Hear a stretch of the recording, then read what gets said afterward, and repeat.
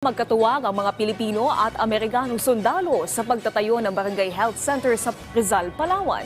Ang naturang health center ay sinimula na itayo noong Marso at kabilang sa mga proyekto ng balikatan.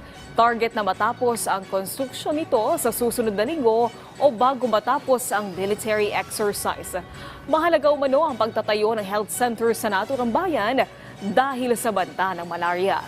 Sa pamamagitan nito, hindi na mahihirapan ang mga residente, lalo ang mga katutubong Palauan na nakakuha o makakuha ng serbisyong medikal. Bukod sa bayan ng Rizal, may kaparehong proyekto din sa iba pang bahagi ng Palawan at Northern Luzon.